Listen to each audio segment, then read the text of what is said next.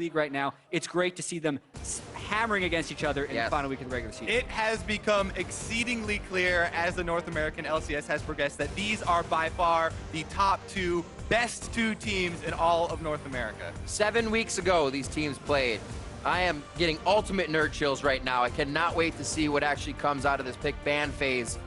What do they choose? What is the priority here as TSM faces off against Immortals in Game 1? Yeah, we were looking at the champion pools before the game, and there's honestly not that many holes for these teams to attack as far as roles go. So right now, it definitely feels like they're targeting bans to the best of their ability. Biofrost's most played support by far was Karma, and then the Rumble would just be for Huni. I'm pretty curious about the support pools and how they play out, because Immortals have already started to dabble in those Korean-esque melee supports bottom with Adrian, you know, trying a little Tom Kench, a lot of Braum on both sides. I think that Braum is still going to be the most highly sought after here in North America as far as the melee supports go, if it does fall to that, you know, seeing the early Karma ban come down here. Yeah, and what I find really interesting here is the ban of Sivir by Immortals. Last week, they were very willing to first pick that on the blue side and ban it when they are on the red side, saying it is the most powerful champion in the game. But something about these TSM bans must have thrown them off with the Rumble and Tilia being so targeted that maybe there's a power pick they don't want to let back over to TSM. Rek'Sai is still on the table here, and Nidalee's been banned out. So if we do go down the tiers, there it is. Boom. All right, that was easy. Let's go. Question number 1 answered. Yeah. Right. That's never getting taken out quite a bit. Ashe has been something the AD carries have been going to. The Rek'Sai pick is there. TSM knows the jungler of Immortals. What do they decide to pick 1-2? Yeah, I mean, I think eventually TSM is going to be picking Gragas just because it's still available and it's a super high priority jungler. 1-2, I think they go relatively generic here. The other possibility is, of course, Elise. And Svenskeren could use that to try and affect the lanes early. He has been one of those junglers that's worked really well with all of his lanes if they're winning lanes and they're pushing up. But Reignover, if you try and do that against Rek'Sai and you force ganks early on versus a Rek'Sai, Reignover will outfarm you. He will get an experience lead. And so it is a trade-off giving up jungle, which is something that TSM have not done. They've been controlling both sides of the jungle in most of their matches. Whoa. Wow, well, a lot of crowd control locked in that first lock-in for TSM. They decided to just go straight with the dual lane, and also with one of Doublelift's lesser played champions, it's not like he doesn't know how to play other AD carries. He has the 21 Lucian games, which everyone loves to point out so far, but like when he's performed on when he's played other AD carries, he's been great. So this is clearly something TSM want to have against Immortals, large amounts of crowd control, so they can dictate the engages. And it has been TSM who have been kind of following tier lists, and to me, the tier list of the utility AD carries right now is Premier 1, Sivir, all around, then you drop down to Ashe, then you go to Jhin. And so it's kind of TSM once again kind of dropping down that list. And Bjergsen does pick up the Ashe, and we'll have to see what Immortals can answer with. Jhin is definitely a possibility for Wild Turtle. Also been a great sniper. Also quite reminiscent of what they tried to do against Immortals in Game 3. That crowd control on the Tempered Fate was a Zillion Bomb. Now it's an Ashe Arrow, and there's that Jhin you talked about falling back to AD carries and the Soraka. Yeah, and I'm getting some flashbacks coming back to the first time these teams played in Week 2. Immortals took Game 2 of that series behind a pretty strong performance by Adrian Soraka. Yeah. And Game 3 had some epic ultimates from Biofrost Bard, which were chained with Bjergsen Zillion. I don't think they'll pick it here, but there's a very real chance they pick it at the end of this draft. Also, I'm just looking at this Champion Select, and this is the second round here from Immortals. The Hecarim shows up. They are picking Soraka and Jhin into the Bard, which is very scary. Just in lane, you know, Bard Flash, Ignite, and stuns are scary for Soraka, but also Bard Ultimate can immediately stop Jhin Ultimate here.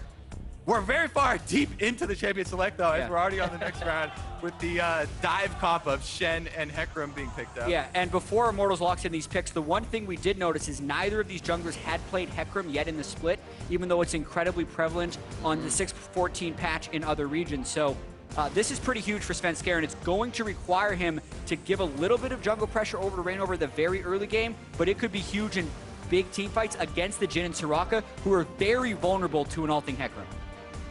Definitely curious as to if this dive will work out for them, because TSM have so much initiation. So much initiation into this Jhin. Like, Wild Turtle is going to have to play, Wild Turtle and Adrian are going to have to position extremely well. There's the Malzahar, though. Has not received the nerfs that are on live, by the way. This is still full power on the passive for Malzahar. Very, very strong champion for the mid lane, dropping all the way down here to the last pick. Let's see what Bjergsen's got to try and counter it. I've seen Zillion actually worked fairly well against it. And I think Zillion would fit fairly well with TSM's composition as well. Another point on the Gangplank pick from Immortals, because TSM decided to blind pick the Shen, Gangplank is a spectacular matchup against the Shen. It's almost impossible for the Shen to deny a lot of farm to the Gangplank, and there's the Zillion. Very similar comp, as we said, to Game 3. 7 weeks ago when these teams matched up, they're running near the same things. It's going to be that Zillion crowd control after a tempered fate. But from the side of Immortals as well, they're looking for a fight. They're looking to be pretty global with this composition.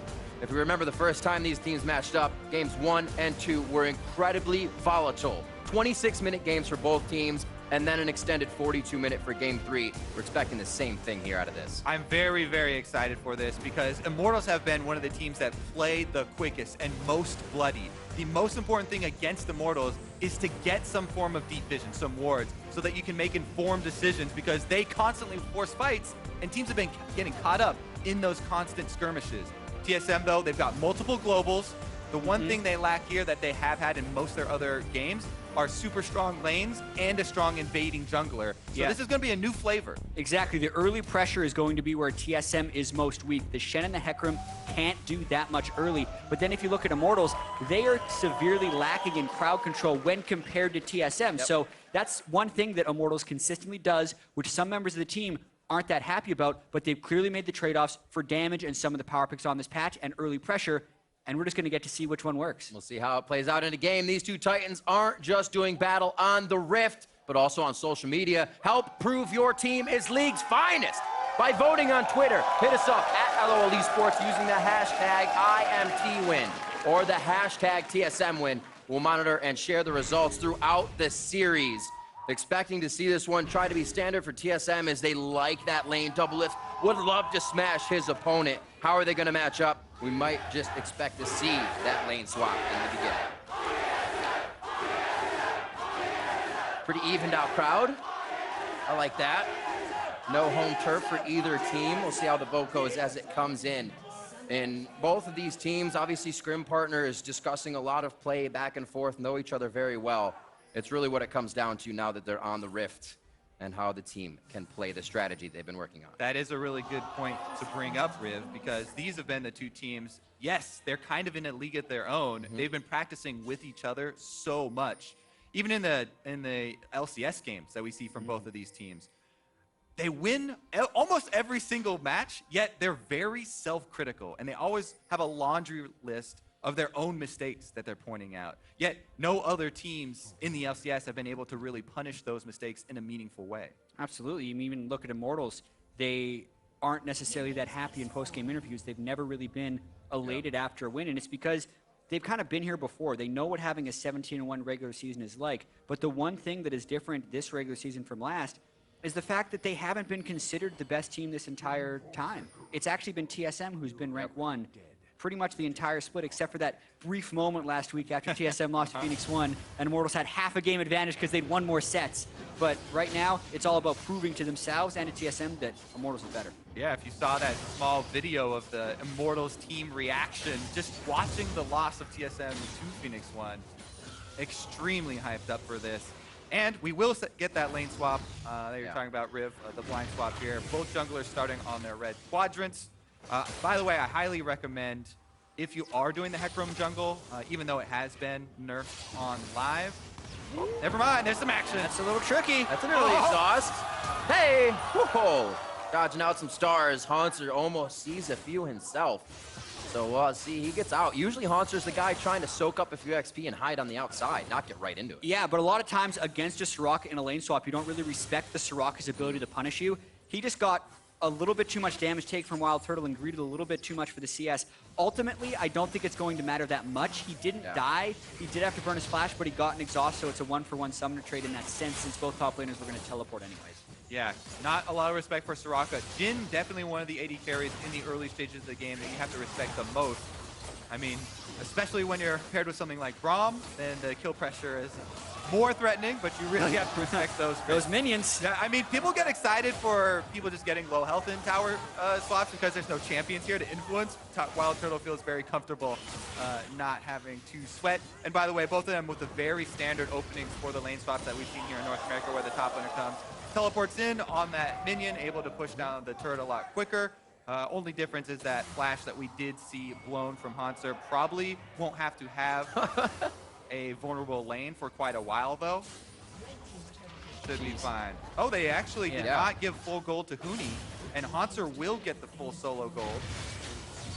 Svenskeren is trying to leech some of this experience, I think, because Immortals got so low and they were assuming Wild Turtle was going back in base. You can definitely tell these teams have done their fair share of lane swapping, so everyone's trying to take shortcuts to be as efficient as possible and leech as much experience as they can. Looks like Reignover may get an upper hand on the jungle here for just a little bit, being able to push out Svenskeren, as you said, prepping out a few waves that Double Lift will now start to clean up. And things now start to pan out a little bit after the turrets fall. After, I should say, the bottom turret falls for TSM and the top for Immortals. Yeah, so far, actually, I don't think this is bad for TSM. Basically, I think they would have gotten into some trouble if Svenskeren was going to have to really compete with Reignover thus far, but it's been a pretty farmed opening. Svenskeren's been able to go back and get the Hunter's Potion, which is really critical on Hecarim since he is fairly spammy in the jungle. And as long as he's staying close with Reignover, it's not a big deal yet.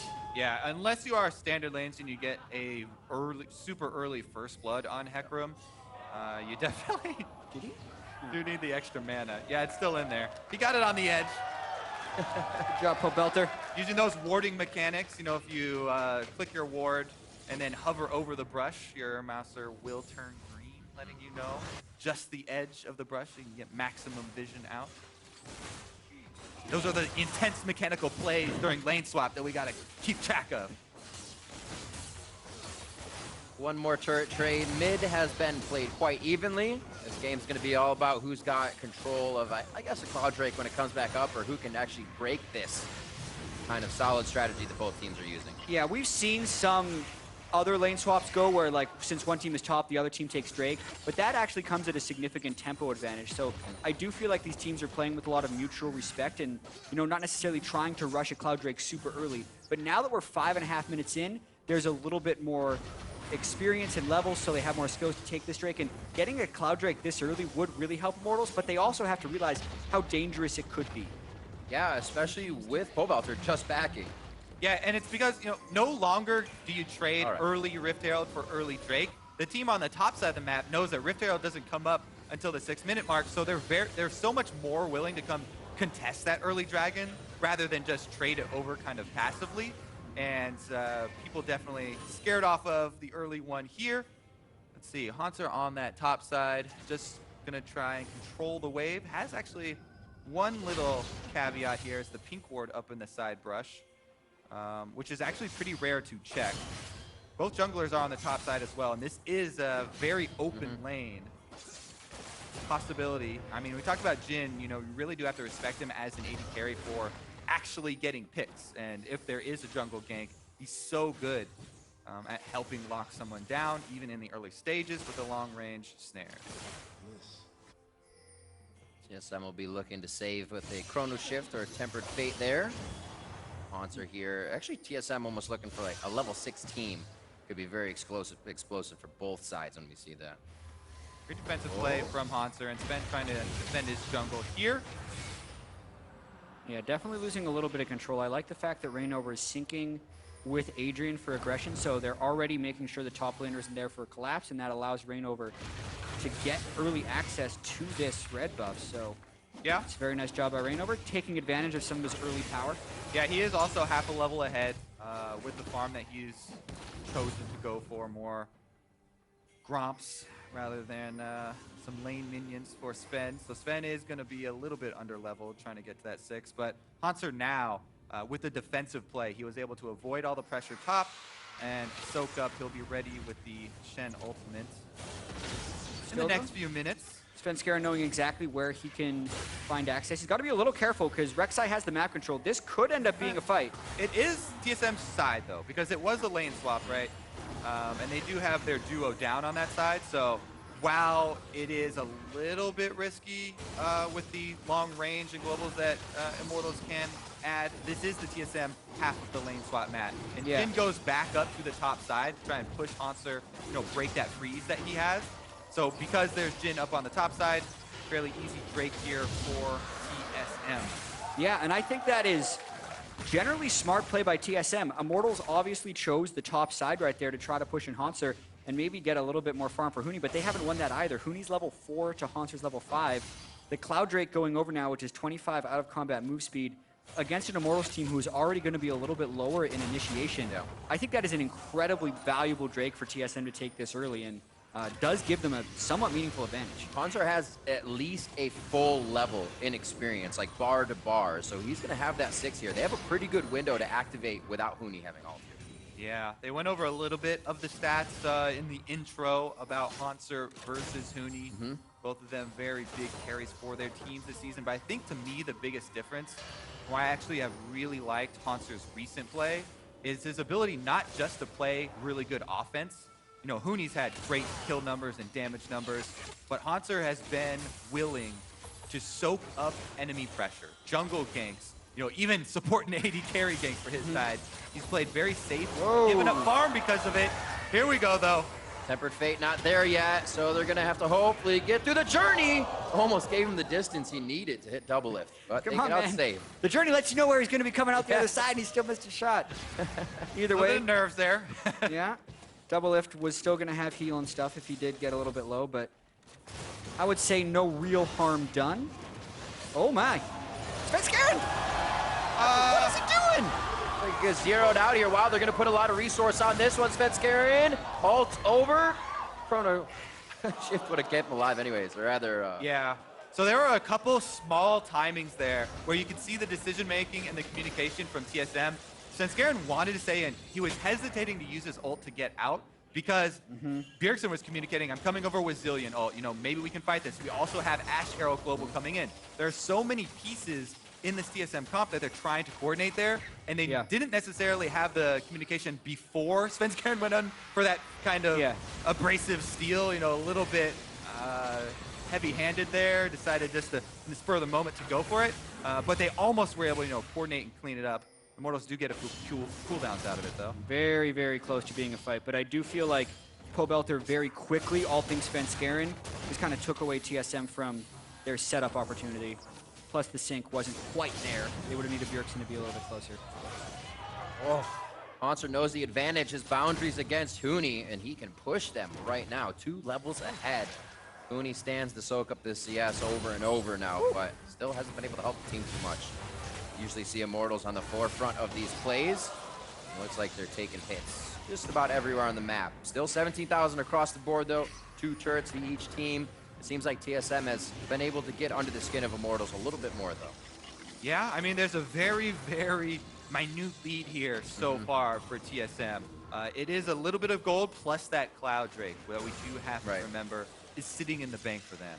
Now, where this game really is going to break open though, is going to be which team does have the vision and gets the pick. I talked about really early on in Champion Select trying to make informed decisions versus Immortals with some deep wards. Both of these teams have so many tools to try and pick someone off if they're out of position, if they're in an extended lane. You know, Huni, while we talk about him, you know, he's a little bit down in farm and he's just trying to cash in on the bank plank right now. He also has that global. While it's not traveling there himself, he can add the ultimate, and they both do have teleport. Here goes the gank on the top lane, though. Rainover is going to give him a little bit of hell here. Be able to close the distance very nicely for himself. Rainover might have to think twice. We have to keep in mind they're trading map pressure for this as well. Like TSM was ahead on tempo in the bottom lane because they're technically getting some turret pressure. And with Drake coming up in 2 minutes, the vision control you were just talking about, Kobe, the 3 pink wards that TSM has would be placeable in the Immortals jungle and can give them control of the Infernal Drake. Yeah, I really like how Hanser's playing this. I want to re-emphasize that theme of him. There's the defense. You know, soaking enemy pressure. And even there, he's going for trades. He's going for advantageous trades. Taking health off of the jungler does matter. Even though he's not going to 2 versus 1 those guys and actually kill someone, he's not using a lot of his health by using his shield and the Spirit's Refuge in those little trades with Rainover. And he's taking up more of their time while TSM do work on that red quadrant that you're talking about. Yeah, and it almost looks like Immortals is taking a very late game approach to this. The scaling of Gangplank and Malzahar is pretty immense, and you could make the argument that Shen and Hecarim have, you know, minor late game fall off, even though if Hecarim gets going, he really gets going. It just, based on the way they're playing this, with Huni going for a call, and the way they're just kind of trading away some of the Drakes, I think it looks like Immortals isn't looking to make a power play early. Yeah, I think that they're just maybe a little bit cautious. No team really has this like super power spike later that they're going to cash into, and it is going to be so much about this setup. We keep on saying, you know, how close this game is right now. It's getting pretty tense, and neither team wants to make that big mistake that's going to blow it wide open because it is so heavily punishable by the long-range abilities that both teams are, you know, packing right now. If we look to the late game and Immortals do run into this TSM late game comp, ooh, man, Sven gets a poor trade right there with Rain over. Yeah, that's actually really critical because TSM no longer has any pink wards in the territory of Immortals. Svenskeren is at half health with no real way of healing up, and maybe they try and fight them over this blue buff because pretty much everyone could have access to this fight. And be careful about losing health over a blue buff fight if an Infernal Drake is coming up. That is extremely important for the mid game here. Trying to bait a little bit. Bardolt misses. Are they still going to go there, Shen? Adrian gets the onslaught of shadows. He's got one bomb on him. It's going to be Hanser coming in with the ultimate. Adrian's getting his way out, but Hanser can finish that kill. Huni's looking to set up some barrels, but now he gets targeted by Svenskeren. Double lift over the wall with Ash. Nobody has fallen yet.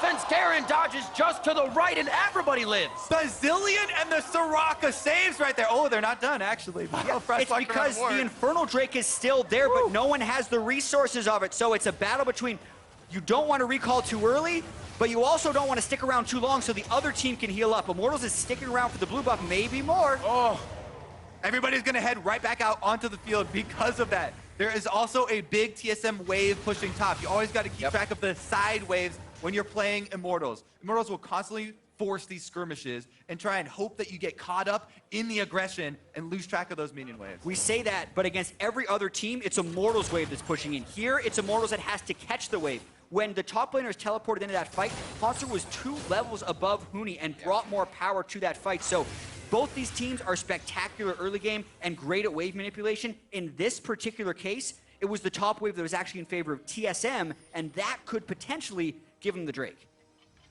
Now, a big difference in that fight with the next fight is that the dives... Uh-oh, never mind. Rainover's coming. Huni would have no way of joining this fight, whereas Hanser still has teleport. Yeah, Cannon Barrage is still down. Huni's teleport is down. He's starting to walk over here. There it is. TP from Hanser.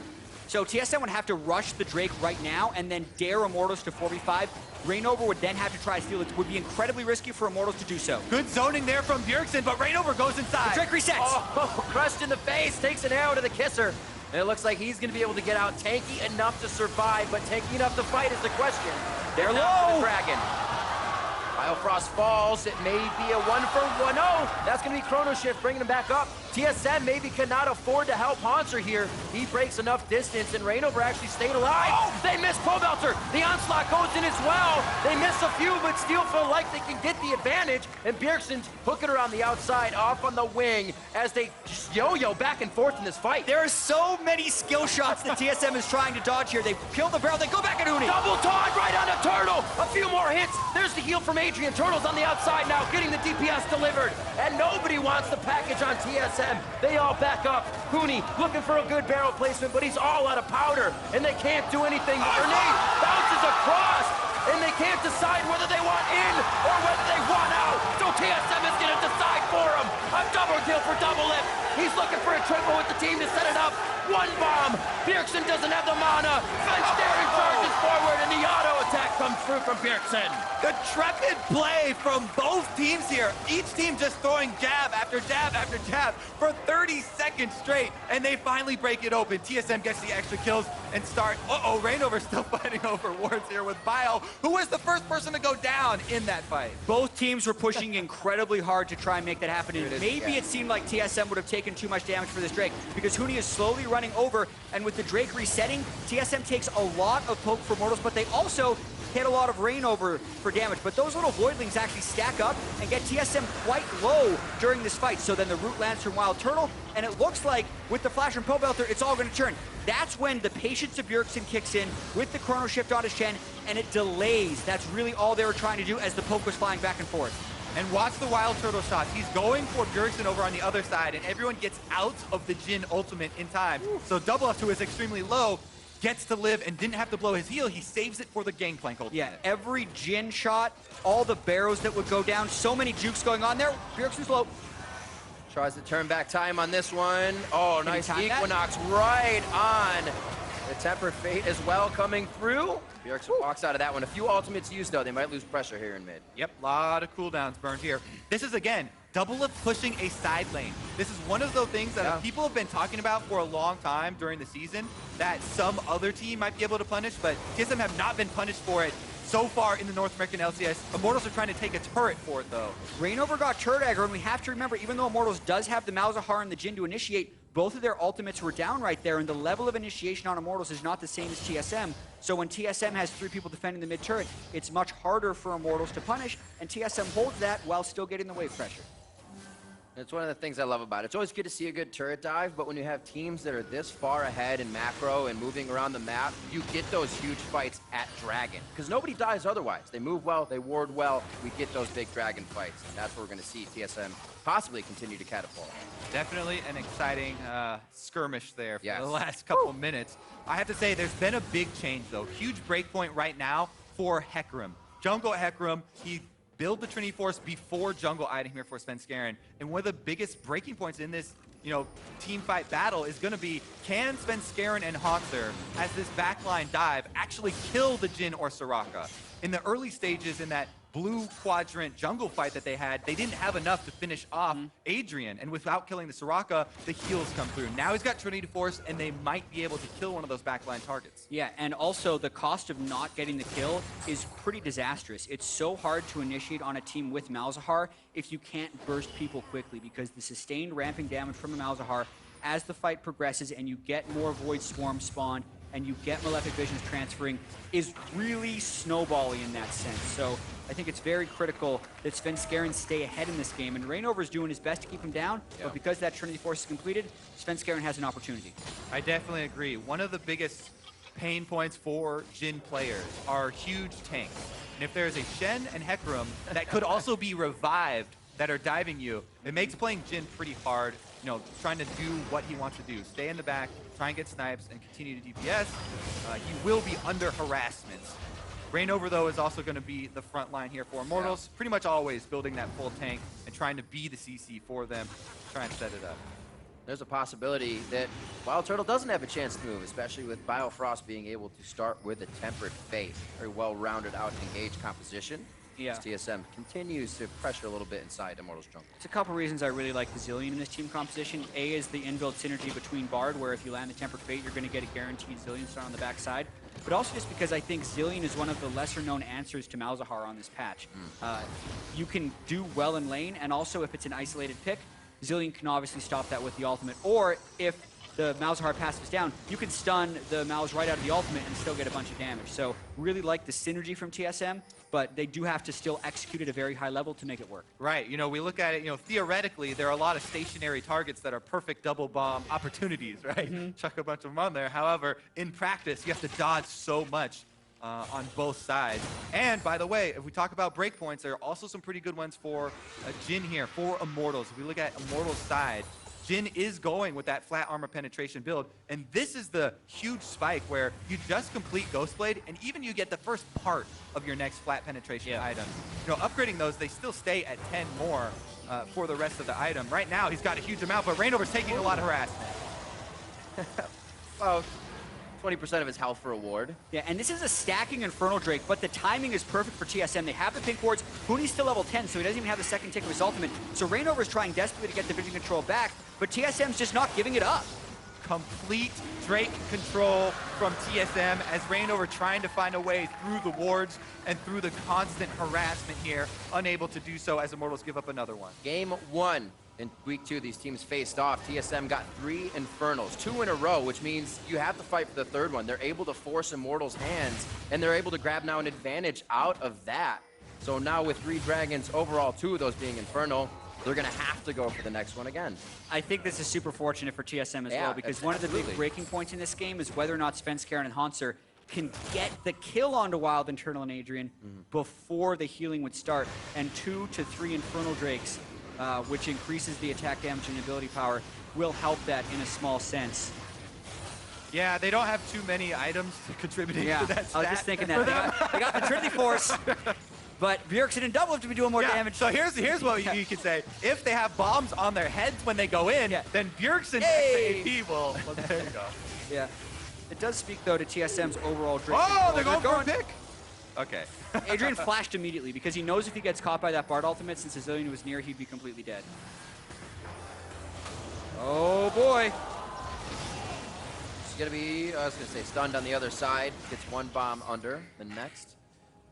And TSM looking to get that vision over Baron so they can toy with it, maybe get a bait onto Immortals. Yes. It hasn't been nerfed yet. Double Up was trying to hit the passive with a volley there to get it to drop and then arrow, but it lasts a full second still. Yep. So it was still on, immune to the arrow, and TSM are out of the long-range picks from Bard and Ashe. And you could see how much Wild Turtle was doing damage-wise just with those few skill shots.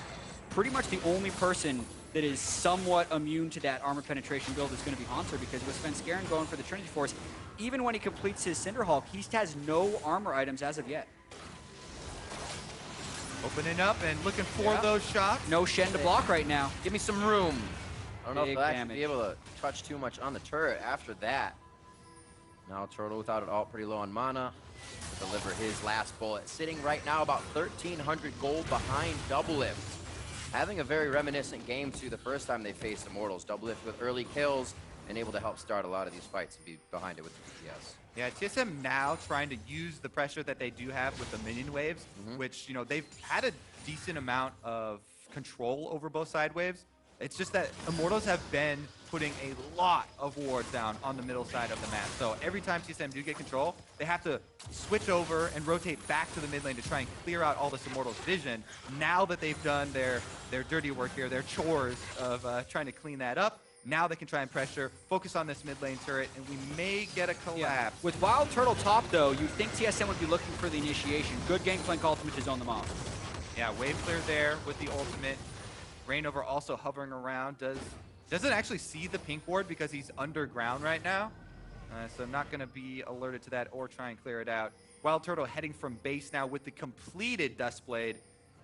So he also has that extra potential for a kill on someone. He does get the auto with the missing health. Nice for him. He's been forced to fight pretty much an item down here as he's finishing that.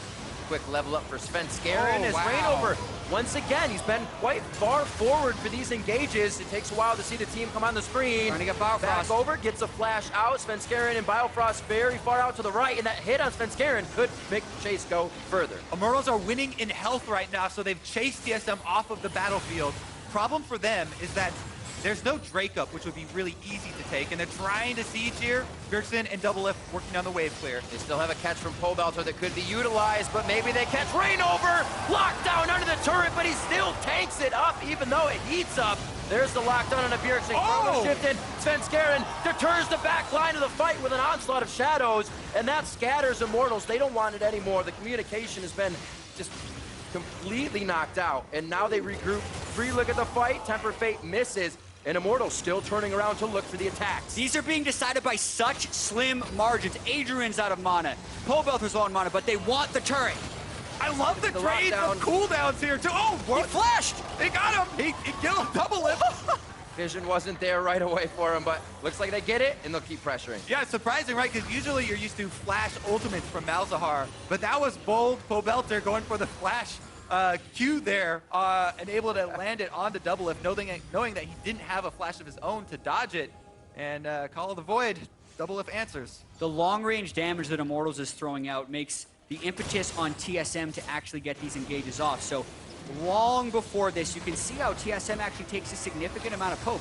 Biofrost gets hit by Jhin, so Rainover flashes in. And yes, Biofrost is able to survive, but that just allows Immortals a relative amount of freedom. All the ultimate shots have to be absorbed by Svenskeren to save Biofrost, but as you mentioned, he doesn't have armor yet, so that fourth crit nearly kills him as well. So really, the effective members that TSM can fight with dwindles just because of the long-range poke from Immortals. And it's so fun to watch these fights as they go so long because of the trade of these cooldowns. and there's still a bunch of ultimates left on TSM side. Even though they're down in health, the taunt under the turret here, they have the confidence to go for that because Bjergsen still has his revive. And then the flank from Svenskeren, which is so ridiculously risky. He's so low on health, and the exhaust even came out, but he hit all of his spells at the right time. But you really do have to credit Pobelter's Malzahar just pumping out damage right here. Like, unless they're engaging on him as well, they're going to be vulnerable to a lot of that return damage. And you look back at that fight and you say, wait, we're fighting against a Soraka for a long time. They're probably healing. So Immortals loving to stay in those long engagements. We'll see. This is where we thought TSM could force Immortals' hand, but Immortals is setting up around this Infernal. Yeah, nearly every relevant ultimate would be up, and it's Immortals that has the significant vision control, and they're going to open up with some poke and an engage. Then Scarin gets the shield early. That's going to be the Stand United. Hanser now in the front line. They kill double! They drop Svenskeren immediately. Double Lift doesn't get the chrono shift, so he's down permanently. Svenskeren may follow, an ultimate out, and he gets the Dust Plate knockdown as well.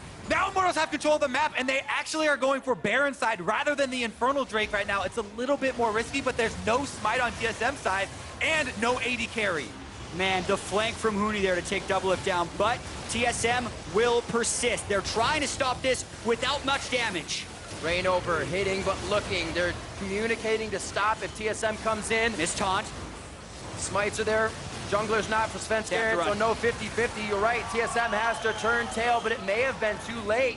Pobelter with the Rylai's is not able to connect anything. And Immortals fizzles out there, but they grab the Baron to take the lead. Hanser still trying to get out of this one as Immortals transition down to the Infernal Drake, looking to pick that one up too, as some of the members use their Baron-empowered recalls to go heal. And Immortals is going to keep vision until they try and get back. TSM, though, they're looking like they might try and rush it, as Svenskaren's headed down with the smite as well. This could be another fight, though, because Huni still has teleport. Yeah, and his ult is coming up soon. Even if TSM get this Drake, I wouldn't be too surprised to see Immortals try and chase for a fight. There's the teleport. There's your third Inferno, last spawn of the game for that dragon as TSM run away with it for their lives. And they may not be able to save it. That's going to be Fire at Will. Longer hit on the Cannon Barrage. More damage coming out from Huni. And it looks like they try to solidify some kills on the Double Lift. He's down, he's up, and he's down again. Now onto Hanser. They're able to drop him. And Immortals is going right back through the batting order after TSM get another Infernal. That is going to be huge because they have Baron to push with now, so they can take a bunch of structures as well, and this gold lead is going to balloon here for Immortals. Yeah, this power play by Immortals is very impressive. They're never allowing TSM the proper setup, and they're always putting TSM on their back foot. Despite TSM being the team with triple Infernal Drakes, they could potentially get the inhibitor off of this push. Absolutely explosive stuff from Immortals here in the last few minutes, not even giving TSM time to recoup with a full 5 members in each one of these fights. Huni has to be very careful. The damage also being given to him. He goes down from Bjergsen. Turtle, he's got to back up more. They get the chrono shift over onto Svenskeren. And Immortals may not be able to hold this much longer. Pobelter's going down. Svenskeren wants to chase, and they may be able to stop the backs here. Oh, Malfresh just barely shorts it. That might have been max range. I don't know. Hanser, though. That TP, the 1, 2, 3, rips Turtle out of his shell. And it looks like they're going to use it to beat Rainover's head in.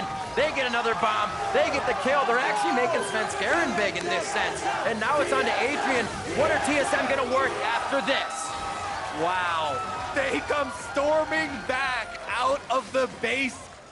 And TSM now can answer some turrets. I don't think they can get all the way to inhibitors, but they can get a ton of gold back. And as you said, they're the team with the 4 dragon advantage. Yeah, but we also have to keep in mind, like, the people that are benefiting from the attack damage and ability power are far fewer than some of the more aggressive teams we've seen. So it definitely caught Huni off guard when that bomb killed them, because if Immortals would have known that Huni was dying there, they pull out of the base long before Huni dies as soon as that bomb lands, and really Immortals is punished for over-aggression. All right, so here's where we're going to say the extended stay of Immortals inside TSM's base. Yeah, and they're like, oh man, we have to run, but Svenskeren is all about it, goes right for Wild Turtle, the Zillion ultimate is true, and then the Ashe ult comes through and catches Pobelter. That's really the breaking point for the ace, but it just keeps going, guys. All right. Ult on. Okay. He flashes up. Yeah. And he's out of there. Puts on the quick shoes. I have to say, this is a much more frantic game than I expected. Yes. From Immortals and TSM. I would say that these teams are not playing as clean as they have against a lot of the other opposition. I'm not sure whether that's because they're matching each other or if they're just a little bit nervous because they're pushing each other really hard but making a lot of mistakes. When you feel like you have the upper hand and the full team is behind you, sometimes you just keep going for it. And it seems like both teams are riding on the same mentality right now.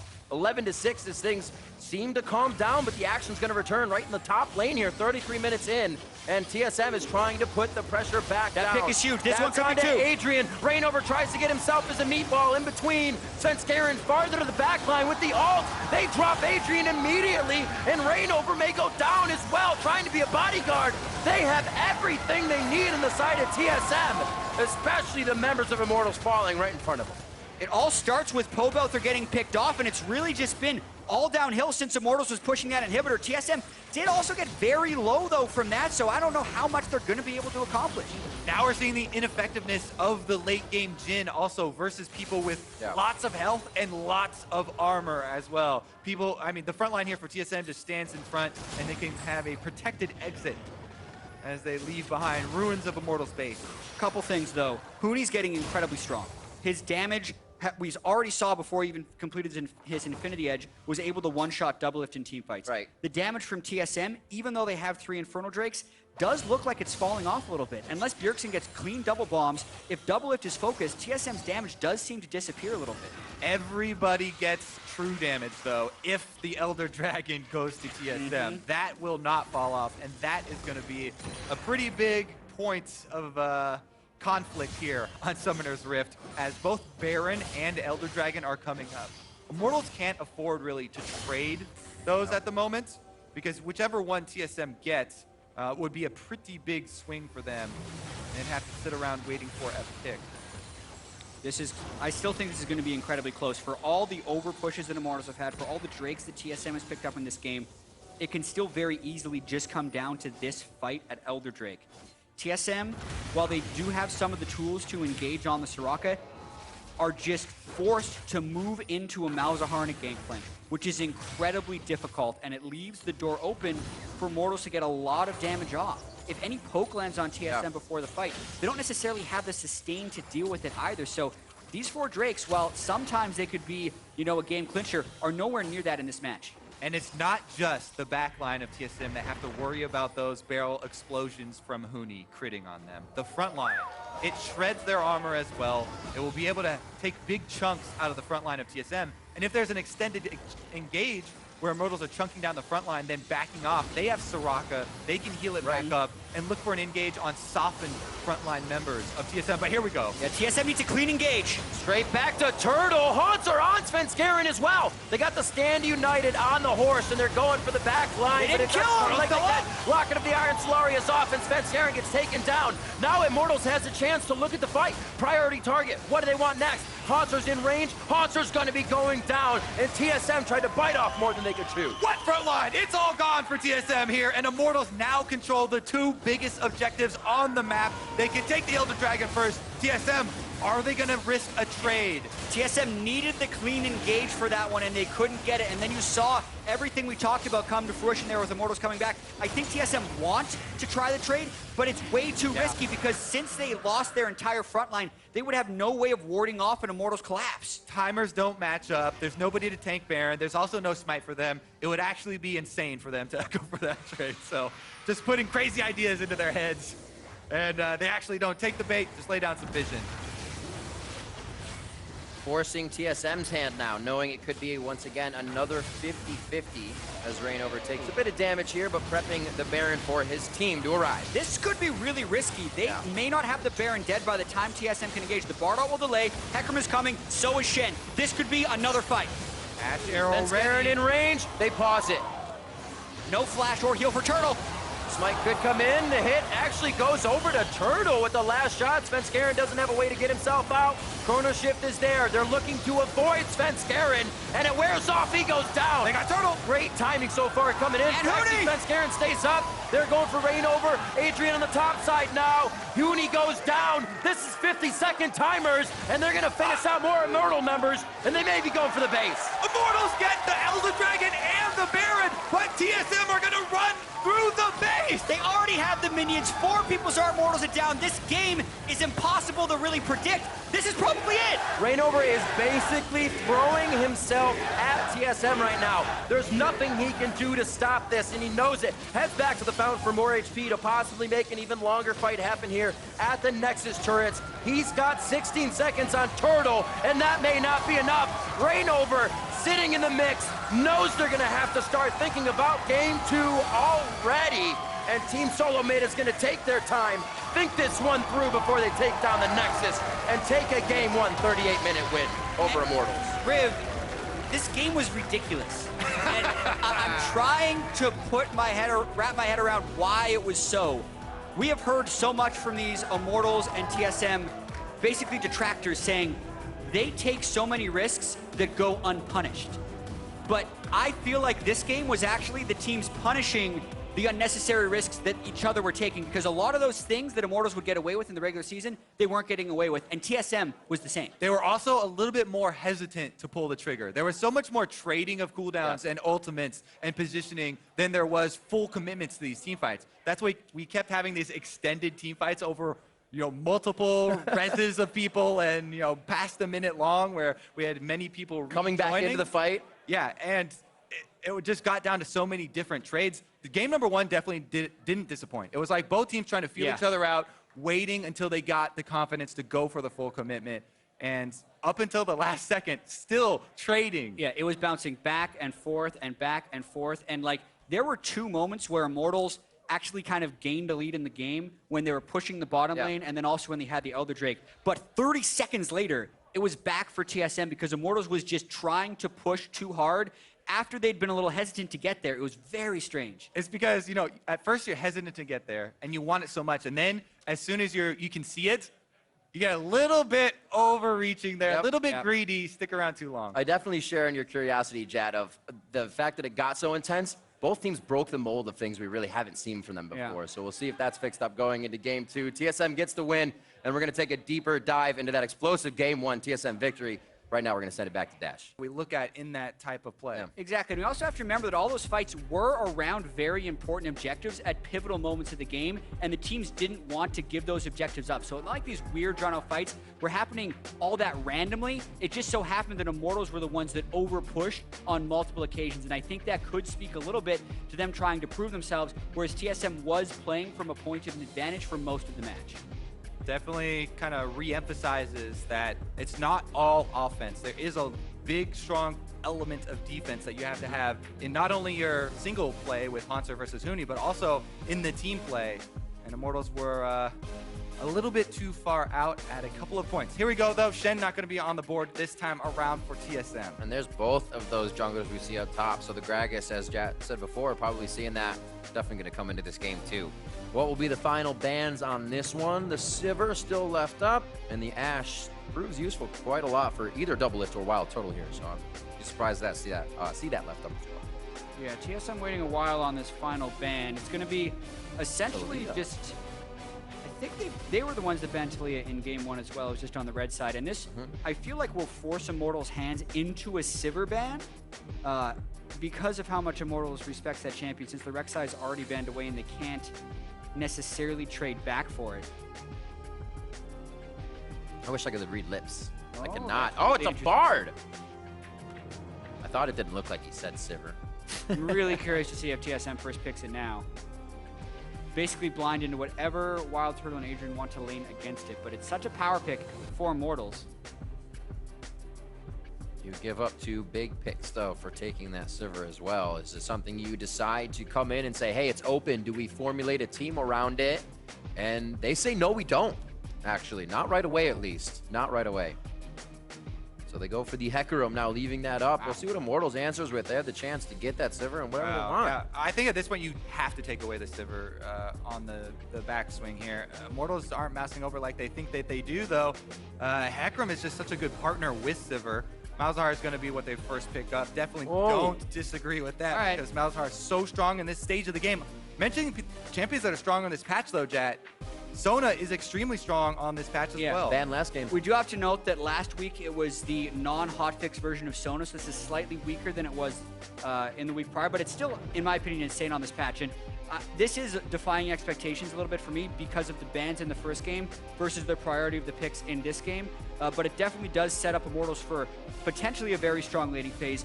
Another one of those games where TSM will kind of have to engage onto Immortals if they want to win the sustained battles. And also Immortals controls Malzahar once again and is almost daring TSM to play the Zillion once again.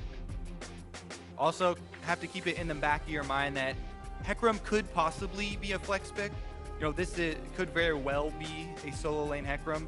You definitely would expect that more from the likes of Immortals and Huni, but it is on the board. Man, so many power picks back to TSM after the Malzahar Sona lineup. As well as possibly another flex in that Karma as well. Yeah, it's actually really crazy to me because I was expecting some of those to be first picked, and stuff like a Sivir Karma has so commonly just been picked right away by the red team. Just Sivir Karma, super non-committal, you have a bunch of move speed, it's a strong lane, but TSM actually gets it on this side of the draft, which to me is extremely surprising. It's also just a super strong lane in itself, like very dynamic here from the TSM side.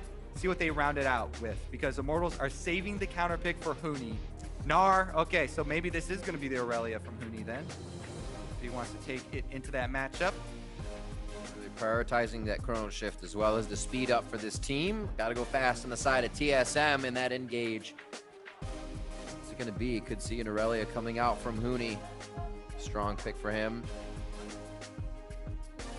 Immortals is going to take their time on this one. Knowing things got a bit aggressive last time, we got to expect it. They said, calm down. We go in and play our game again. TSM controlled a lot of the objectives here, and with the speed of this comp, they'll be able to get to those very fast once again this game. Yeah, TSM will definitely have a lot of move speed to create an incredibly threatening Hecarim, but Immortals will also have a lot more initiation ability in this game. Last game, they had a lot of range damage that could kind of push TSM around. Here, they have really cold, hard initiation. And yeah. Huni's Tom Kench. We'll see.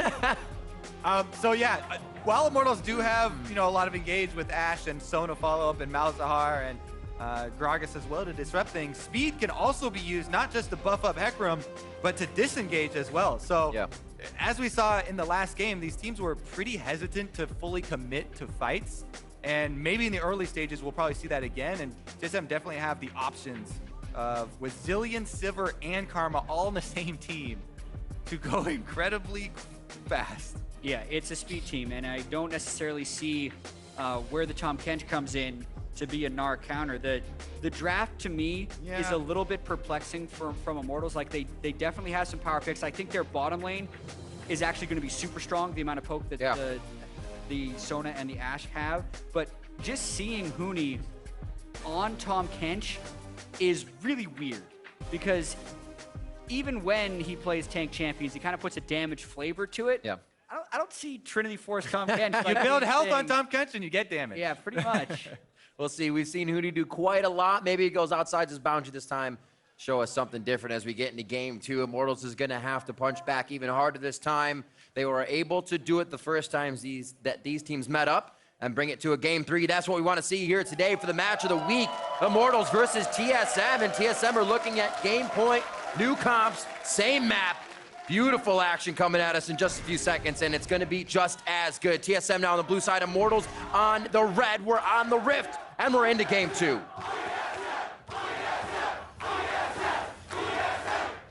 Also have to point out that if TSM win this game, they lock down the #1 seed in the regular season, guaranteed. Which means they will have side choice in the majority of games for every matchup in the playoffs, and will always play against the lowest available seed because the playoffs is dynamically reseeded every round.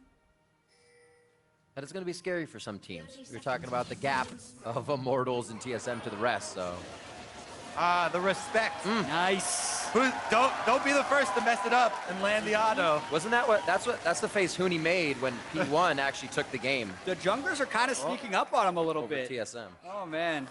The BM. Just keep them there hypnotized while you dance in front of them. That's a trick that moves. Huni's the hypno-toad.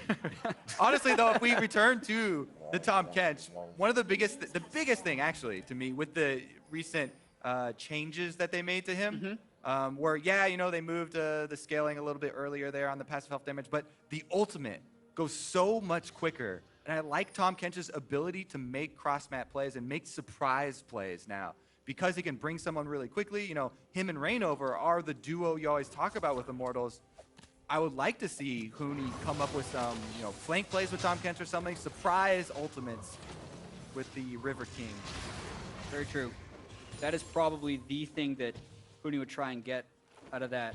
It will be really hard, though, for a Tahm Kench and a Gragas to do the type of burst necessary to go through a zillion Karma and all the spell shields TSM can throw at them. So I understand the intent, but it's going to require some really precise execution for that to work. Standard lanes. Oh, baby. We're going to see what we get out of this. So Adrian still favoring sustain. Obviously going to help them get a little bit of back and forth in this, but I'm excited to see what they put against each other because Doublelift always wants this with Biofrost. I'm sure the bottom lane stream that is going on LCS 2 is very happy to see these guys matching up against each other. Hell, I'm very happy. We also get to track these junglers as Svenskeren going with a pretty interesting route on Hecarim. He started on blue rather than Gromp to get it as quickly as possible and getting very, very fast double buffs here. Malzahar's not pushed up, though. He's not a gank opportunity. Neither is the bottom lane. So it would only be the possibility of getting vision for your mid lane or vision for a counter gank for him. As of right now, Hecarim would be very happy just to continue to farm here in the early stages. On Hecarim, you never want to waste blue buff duration. So now he can go back to Gromp, kill that, and then go over to the Wolves to respawn. Okay, Crab first, then Gromp, then Wolves. Yeah, he's just trying to loop as best as possible, right? Because if he actually stays out long enough, there's a chance he can continue to farm throughout the rest of the jungle, and especially if Reignover isn't ganking him, it's beneficial. But with these standard lanes, the early pressure bar that Reignover could potentially give could be massive. It's risky against a jungler like Gragas, who is a playmaker. So that means you have to have confidence in your lanes to survive with their flashes.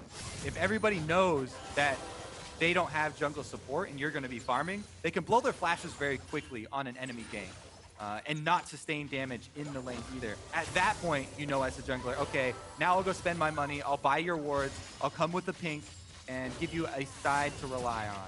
I really have to credit the TSM lane right now because they were a full 7 CS up on the Ashe and the Soma this early in the game. This is why I was saying, like, oh, this is such a strong lane here with the Sivir Karma. You get wave control so easily with Sivir, and then Karma can free poke with constant spamming of mantra Qs. Here goes Reignover's first attempt, but it is over a ward. Flash for flash. That's what I say. Burn those things early. Yep, Reignover will still have his flash if he goes to make a return gank. And yeah, the wave control down bottom from TSM is huge. And they can only be more bold now because they've seen Reignover in the top side of the map. Play is going to push Adrian out of the bottom as well. Looks good for Doublelift and Biofrost now, but that level 6 is going to be quite volatile. Pobelter flashes, everything's down, along with Pobelter. First blood. Completely baited right there, yeah. Pobelter. That was abnormal for him, actually, to go for something like that. We just saw Bjergsen actually taking a lot of damage from Pobelter. He was actually accepting those spells, so maybe pulled him into that false sense of security. They made it way too easy. Bjergsen won the CS war a little bit in game 1. He was winning it by a bit more here in game 2, and like it didn't look like there was kill threat. Reignover was nowhere close. Like that was a greedy trade play by Pobelter, and he gets punished for it because Bjergsen was very well communicating with Svenskeren, and just he made that gank easy for him. And the thought where you can maybe get Bjergsen's teleport, it costs you your own life. Both summoners down for Pobelter now, so he's got to play even more scared against double bombs from Bjergsen.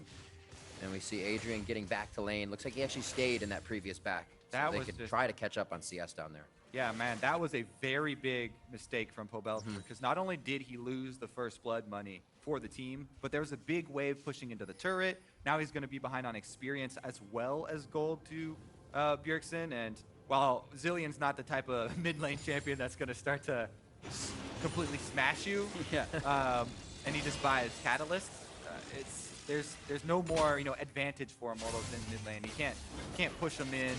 Ooh, pretty good chunk there. But yeah, so now Pobelter has to play very safe, having burned both summoners as well.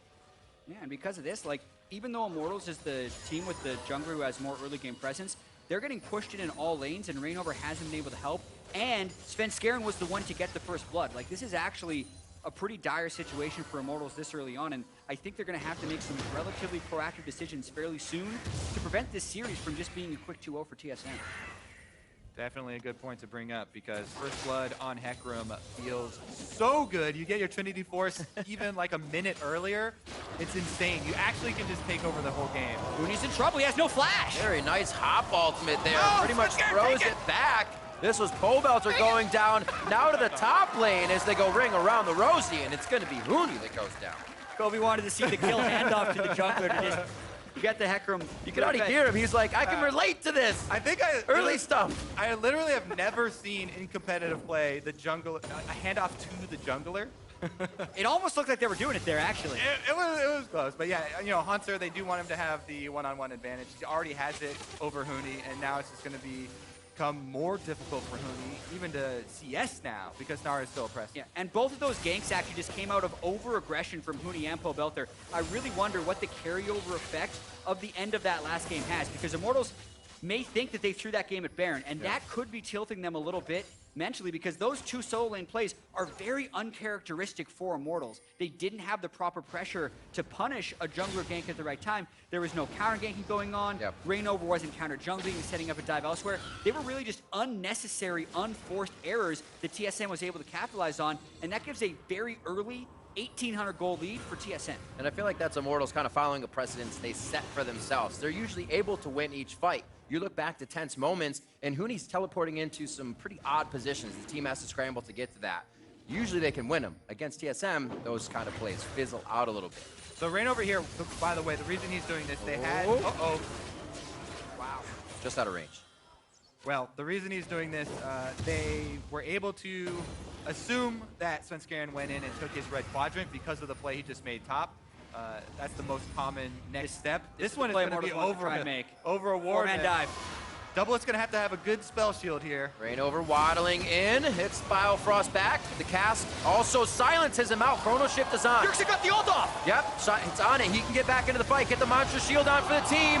That's the monster hit, but everybody was hit by the crescendo in the back line. Now they're trying to catch up from Haunter's ultimate, and they are able to capitalize on the kills. When is Doublelift not gotten early kills against Immortals? Roll it back once again, and TSM comes up huge in the bot lane. That is a tilter, man. The teleport revive from Bjergsen gets in there just in time to save Biofrost. And the huge turnaround there from Haunter as well. Mega at the perfect time, gets the stun, extra kills, end of the Inferno, best snowballing Drake. TSM are out to a huge lead in game number 2 of the series, looking to make it a 2-0. Specifically because it was also Immortals who made the initial investment to make that play and had it backfire. So that was actually the moment where Immortals was hoping to equalize the gold, and it only shoots them farther backwards. Look how low Turtle and Adrian are at the beginning of this gank. I think that's very key. And they go for Biofrost, but watch the timing on this ultimate from Bjergsen. It's instant as soon as he comes in. That allows him to get the stun onto Pobelter afterwards. Haunter then took a forward teleport position, gets a 3-man ultimate with 1-man stun, kills Turtle, and he dies after the flash. Like, everything that could go wrong went wrong in this play for Immortals, but TSM are playing it so well, and now we will get to see if TSM can close out for a quick and decisive victory against a 15-1 Immortals team. That's a question, right? When you have a lead, are you playing to the level of the team you're playing against, or are you going to continue to push the advantage? Are you going to be able to do better? Because on the international stage, those teams are going to push and do better. They won't just play to the level of the team they're against. Last game was pretty close and tense at many moments. Absolutely. But this game, even though it's just a single one here, is starting to bring up that question of, oh, you know, we were assuming North American LCS had a tier above all the rest of the teams, and it was Immortals and TSM. TSM looking to shove Immortals off of that pedestal. Yep. Be quite a statement game before playoffs. That's exactly what it is. TSM said statement. Immortals said they're trying to get back on that from last year. This is Doublelift's message that he wanted to send. Reignover wants to fight back, though. A little bit of a message here. Oh, alt after alt. Ping pong on Svenskeren. It looks like he may be able to get out of this one. Nope. In ping pong, there is also tilt. And here comes the reinforcements here. He's going to be all right, though. TSM gets themselves there. That was 3 ult. You can see the ults on cooldown. Svenskeren, Bjergsen, and Doublelift just to save him. Yeah, but to pull that play off, they had to use Turtle and Reignovers as well. So saving Private Svenskeren success. Yeah, a little bit of restraint held by them there as well. You saw Pink Ward on the tri-brush when they were thinking about a 3-man dive. Turns out, Rainover was there, and they were able to peel off properly. Can never count Immortals completely out of the game, though. Against so many other teams, they're able to just make play after play and keep the wave pressure going. That's what's so killer about this game, is that TSM has the wave control, so it's that much more difficult for Immortals to set up plays. Yeah, and that's always a rough thing when Tom Kench or the likes of Echo or something like that are using their ultimates just to get back to lane quicker to farm minions so they can get more experience rather than trying to use that ability to create a big play to get back into the game. Immortals are going to try and lick their wounds right now and try and regroup and come up with a plan. It's something that is really, really important mid-game in League of Legends, is not to tilt. I said, that bottom lane play, that's something that could possibly send people off the deep end and become very kind of depressed even. But you have to stay focused in the game and try and regroup. There are so many options. It's only 12 minutes in. And you have to stay positive and look for the openings to try and get back. Yes, it's going to be difficult, but that's what you have to look for. I see a ward. He also sees a problem now. That'll slow SvenScared. They don't have too good of warding around here, so they're just running in power and numbers, knowing Rainover might have to pop an ult, and he does. So little things always playing in the favor of TSM here. Now Rainover has to wait. The team really wants an engage, and you may just lose a buff for it. Quite an aggressive move here by SvenScared, though, but with the dual lane showing of Immortals, it becomes a little bit less risky. Doesn't have smite, but... Yeah, it's a super bad feeling as a jungler when the game gets to the point where you have no lane control. You can see why TSM are free to do that. Haunter's shoving Huni in. Mid lane, TSM, Bjergsen was able to shove Pobelter in as well. They actually want to dive. So it was free.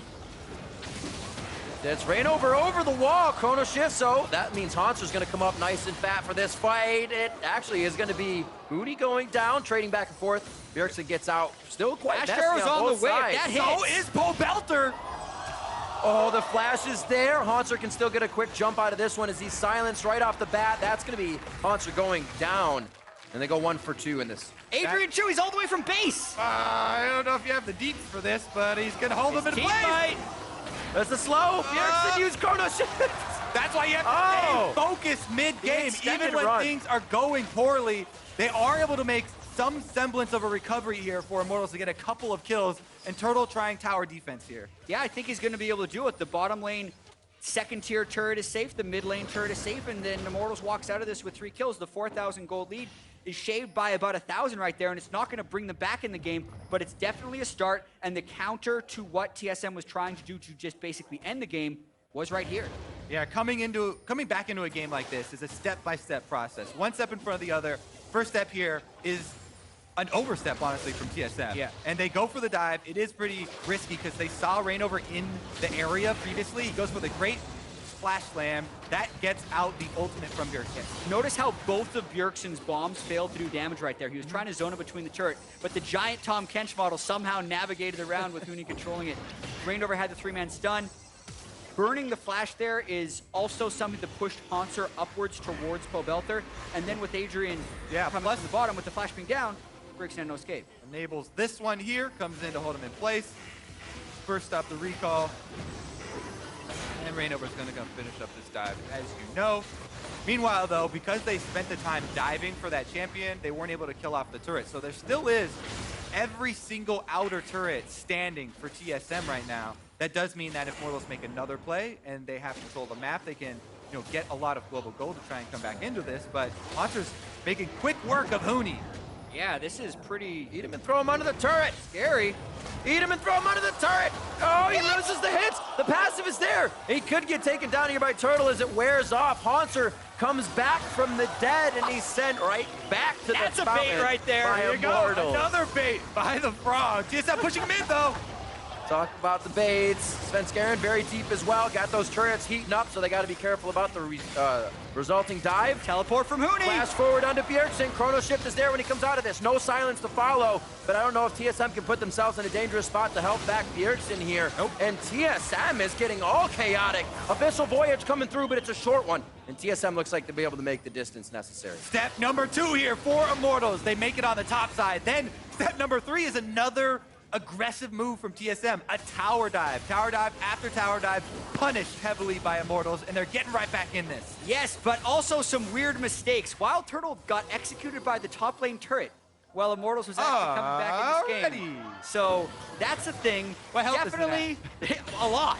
He was just taking damage. I went back and watched it. You got to confuse him, Jack. Maybe one day we'll get Watching mid, because looking there's for a an lot arrow, of probably. really important things that were happening in that fight as well. And aside from that, Immortals is actually coming back in this game. Like, yes. The things that TSM needs to do to execute are a little bit too hasty. They're trying to maybe kind of make good on when they didn't snowball their minor advantage from game one, and it's meaning they're pushing slightly too hard.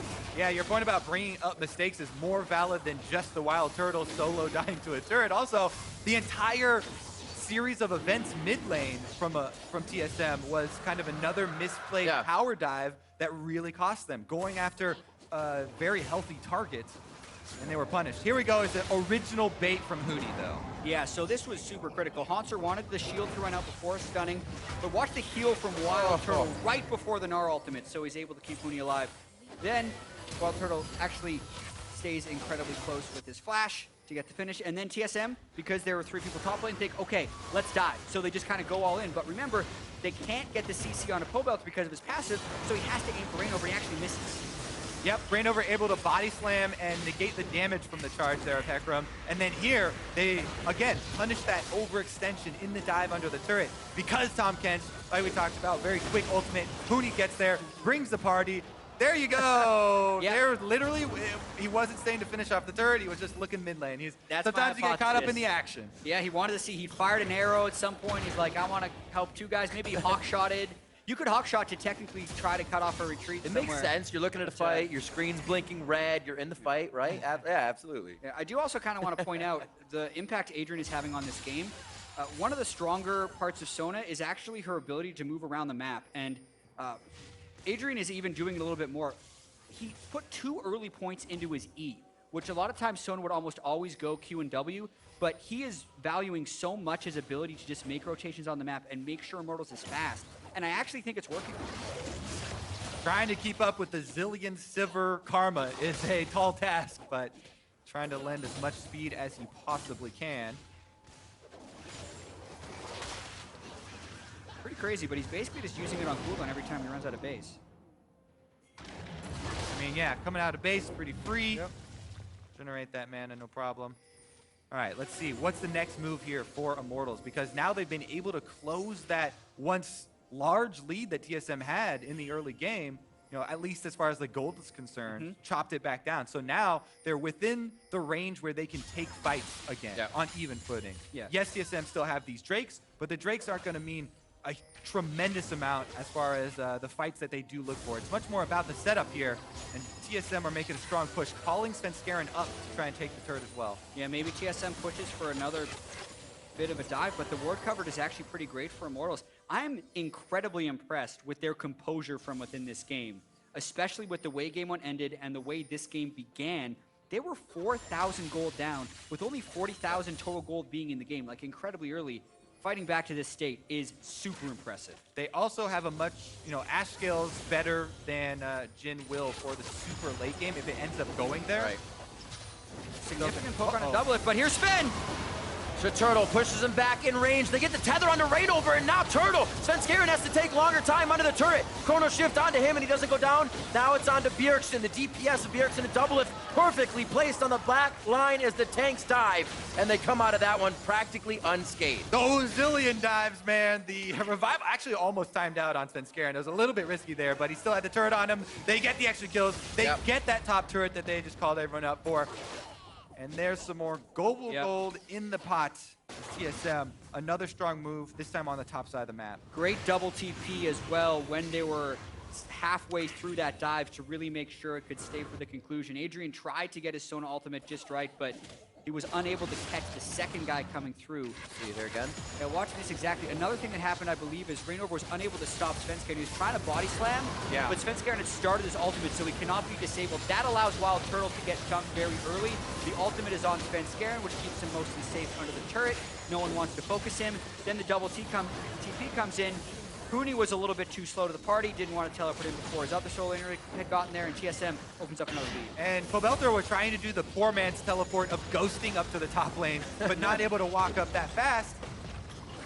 Definitely costing them. And they lose out their last outer turret now falling here. This is the stage of the game where, as TSM, you start to move up your ward line. Immortals have done a pretty good job of defending their territory with all these extra kills they got due to TSM mistakes in top and middle. But at this point is where TSM need to move as a team to try and get that deep vision and enable them to make those informed decisions. This is where a lot of the other teams in the league will say TSM takes over, though. That macro, or I should say then. 21 minutes in, they have a little bit of a lead. We see Doublelift again, most of that towards him. 2 games in a row now.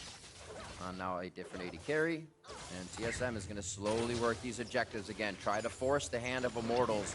It seems to put them in a world of chaos when they're not the ones to be starting these fights and don't have the time to teleport in. The Wild Turtle's still really far behind, right? Like, that's a QSS and a static shift is completed on Doublelift, and Wild Turtle still just has the Essence Reaver. Speed! Yeah, so when they think about doing these ganks, like, they're not willing to super commit because they know it's even going to be a close 2v3, but Svenskeren. All right, Huni could have a cheeky flash here. Let's see how he uses it. The big wall, it's a thick one. Can you make it over? But if he could, he would still die. This is true. This is true. He holds it. Knows he's going down. He thought about, yes, I could, but should I? No, I should not. So he just goes down, accepts his fate, and Immortals rotate their failed gank down bottom up to the mid lane. So even though Immortals, they did show and they tried to gank the super speed lane, they do get a turret for themselves. TSM don't want to let him get away with it, though. Oh, a little bit of a push on Pobelter. Didn't allow the kill to be locked down. It only takes a little bit longer than expected, and they continue to move. That was Svenskeren all once again on cooldown from him on this Hecarim so far. Every time he has it. Also right when the Drake respawns, so TSM now going to get their 3rd unique Drake this game. Infernal, Ocean, Mountain will be the 3 that spawn for this game. And then also trying to push mid at the same time, really taking a lot of edges. Reignover separated from the team. Adrian really doesn't have the mana to help too much. He could crescendo, but then they don't have it for a resulting dive. Dragon, players are being lost. And Bjergsen looks like he wishes he could turn back time. But Turtle says, no way. A little bit of fight left in Immortals for sure. Still 5,000 gold, but not a meaningless pick by any means. Punch of Bjergsen. Nice combo. Yep. The Tom spit into the Ash Arrow. Yeah, no chance there. Better, you're wondering, what's better than Chompers? Oh, Ash Arrow will do. Yes, that's perfect. So we're 13-7, 24 minutes in. TSM with much more of a lead, controlling this game, 5K in their pocket. And with Bjergsen coming back up, it looks like they'll clear their side of the map before we get back into pushing those wards forward again, as you were saying, Kobe. Immortals is trying to keep that pink ward line up, but you can see it dies quickly, and they're just forced to throw out vision wards everywhere. Yeah. Right now, Immortals' #1 priority is trying to work on that defensive vision. Because, once again, they're looking for those mistakes from TSM to get back in it. That's where their steps that we were counting, getting back into this game, have come from. A couple of extra tower dives. Problem now is that they're losing towers. There are less towers for TSM to dive and make those mistakes on.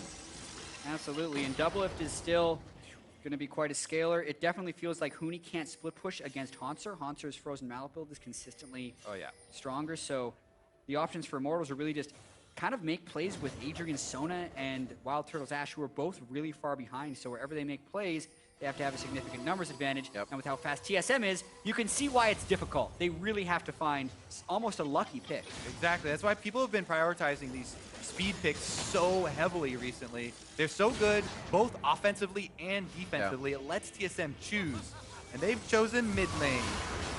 Oh, does it match? Spell immune. Pretty hard here. That arrow is going to hit on the back line, but it should be okay for TSM. What do you want to eat? That's going to be 1-for-1. It's a draw on Svenskeren, and TSM is much deeper than they want to be. Do they have the goggles on for the dive? Turtle getting hits. Hauntzer's going hard for priority targets. The team says they cannot follow, and it's getting messy.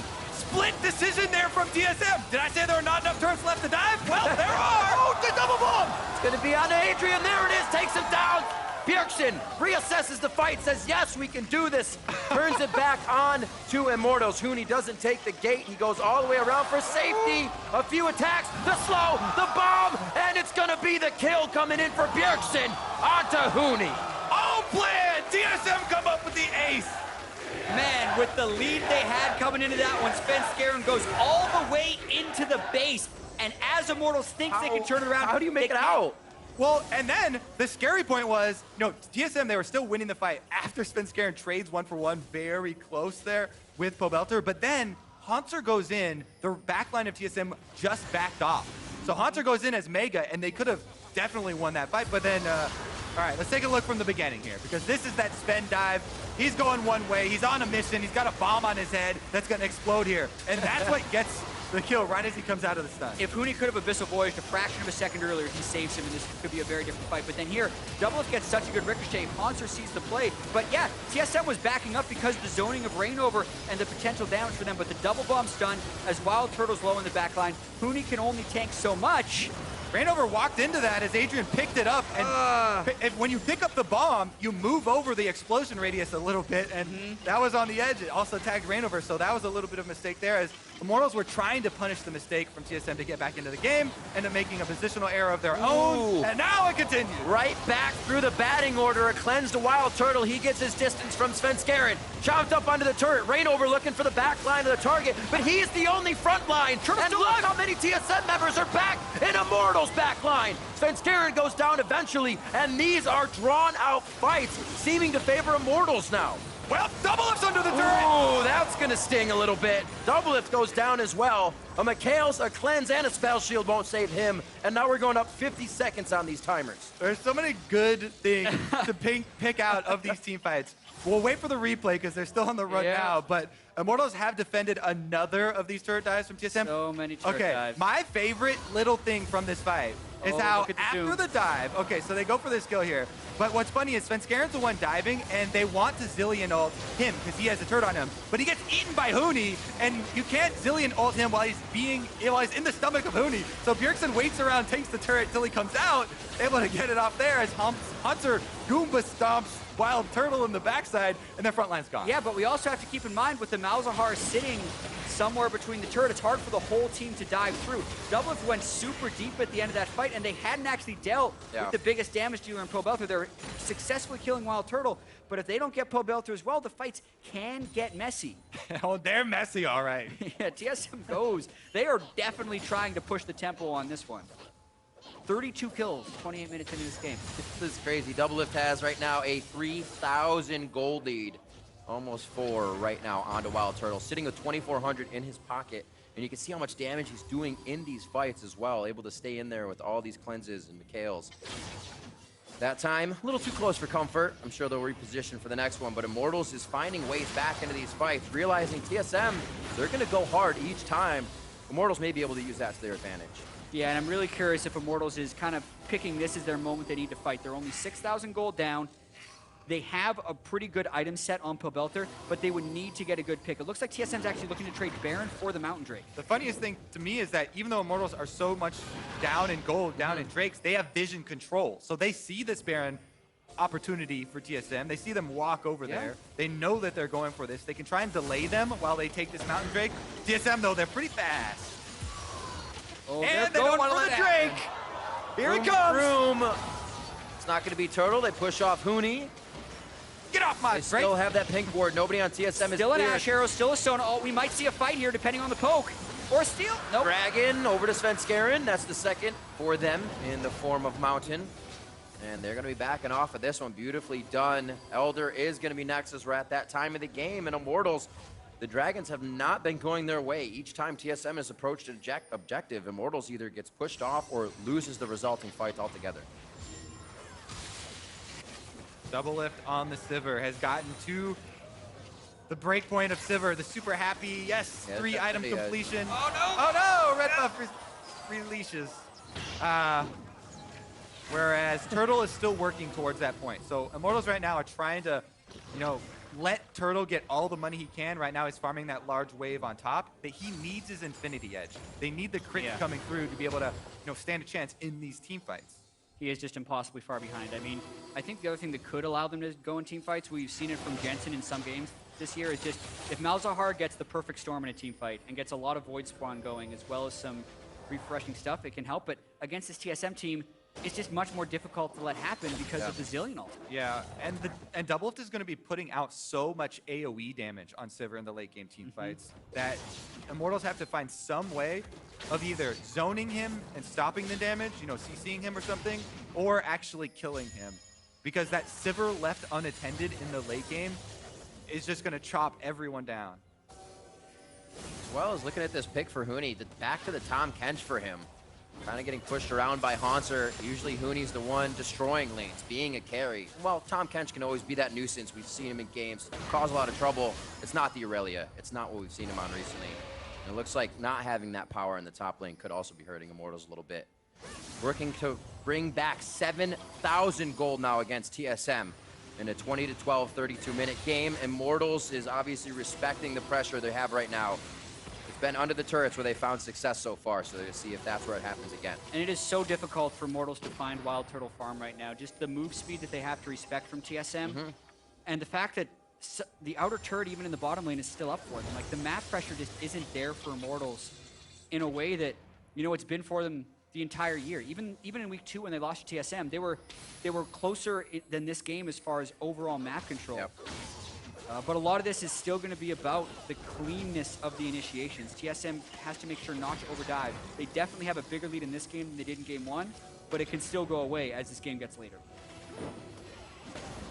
Engages become very conditional now for Belter and the Ash Arrow with all these cleanses coming out. Svenskeren on the front line.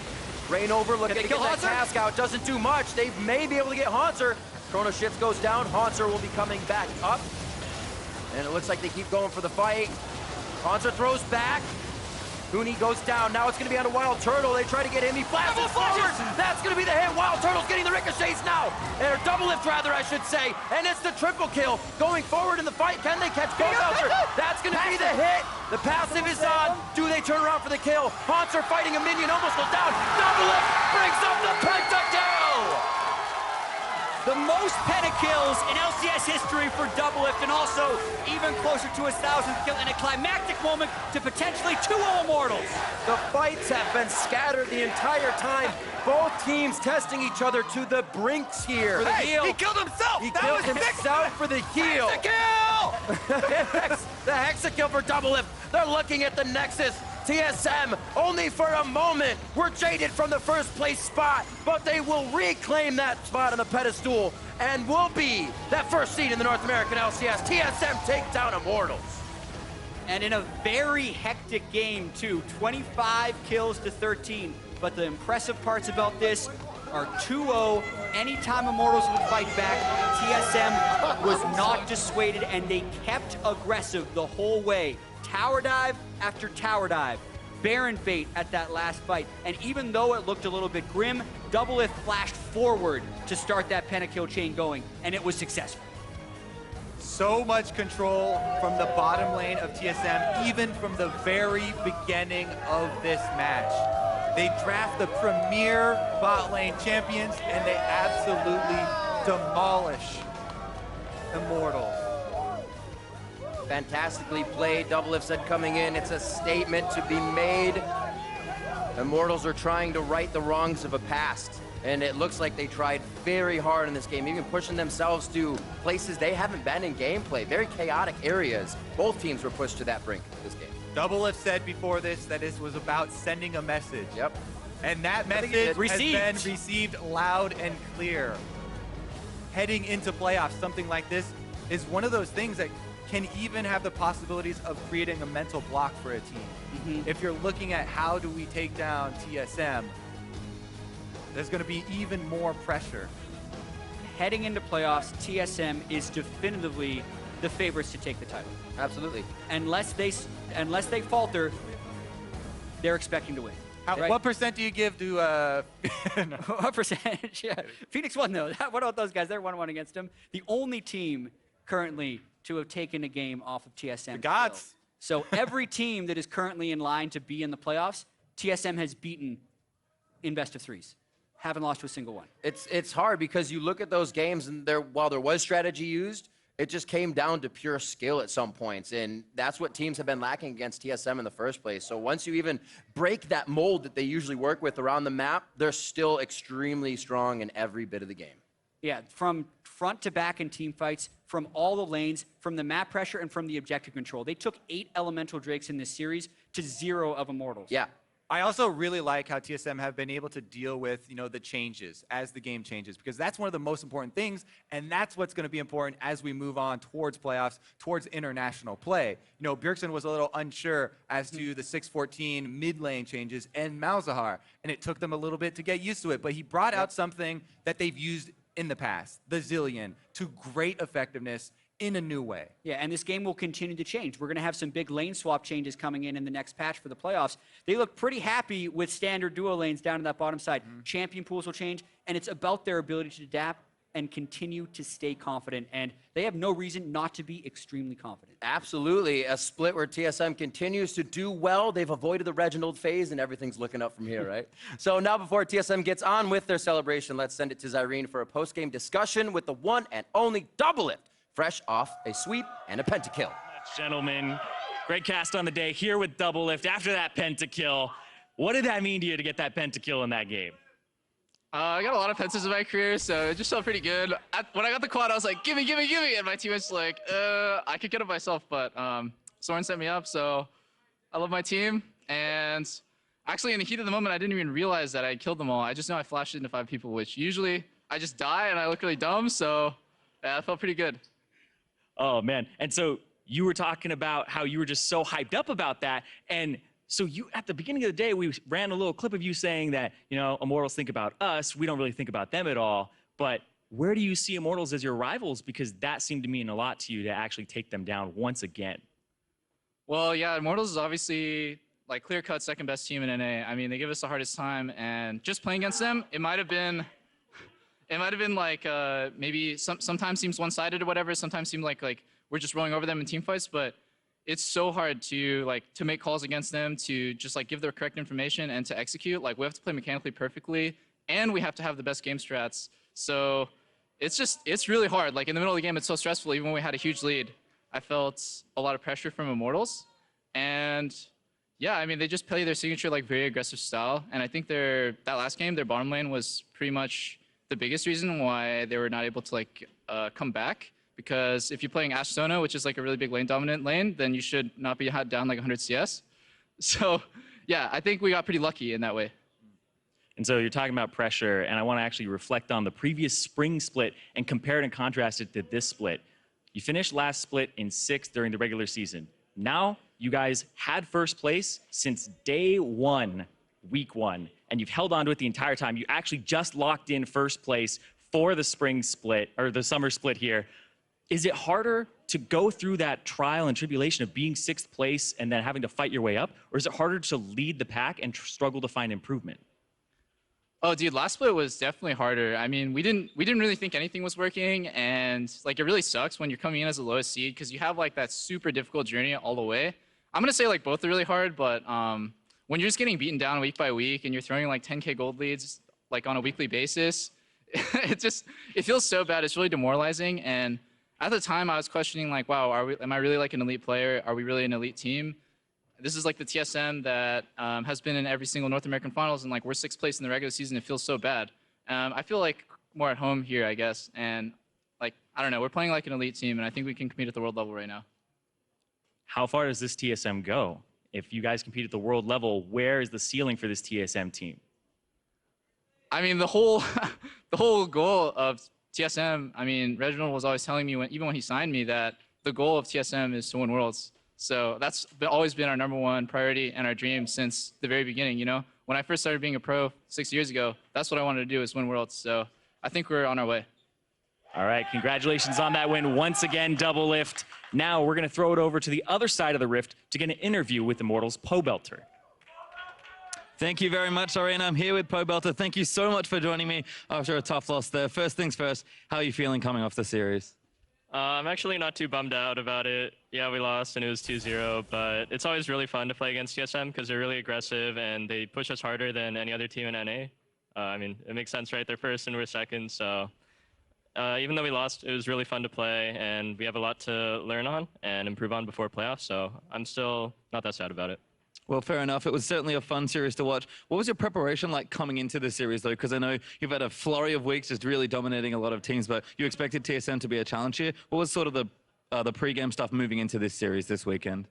Well, we were pretty hungry to win against TSM for probably like the past 3 or 4 weeks because we've lost against them the past 2 times we've played them, and we pretty much dominate every other team. So in practice, we were always like, all right, well, they messed up here, but TSM probably wouldn't, so we should play differently because, you know, if this mistake happens, then, you know, TSM's not going to do it. So, yeah, we've really been tunneled in on it. It's gotten to the point where our coach is like, all right, guys, I know we really want to beat TSM, but we're still practicing for other teams, and, yeah, just focus on the team week by week.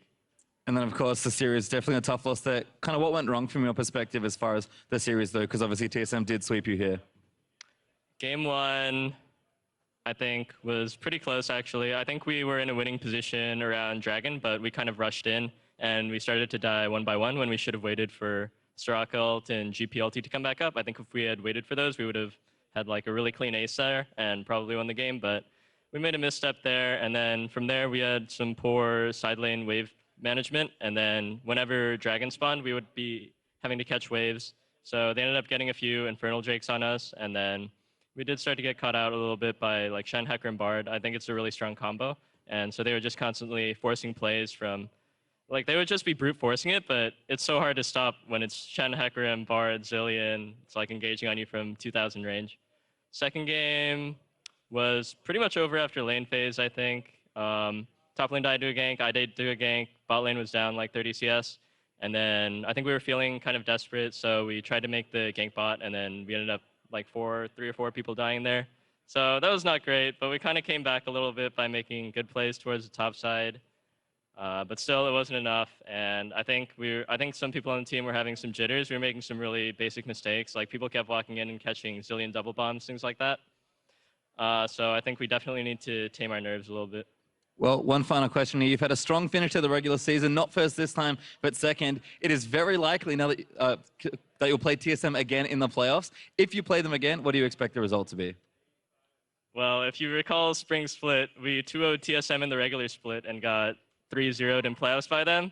This split, we're 0-2 against them in the regular season, so I'm predicting a 3-0 against them in playoffs. Well, best of luck. Thank you once again for joining me, Pobelta. We're going to throw it back to Dash and the boys at the analyst desk.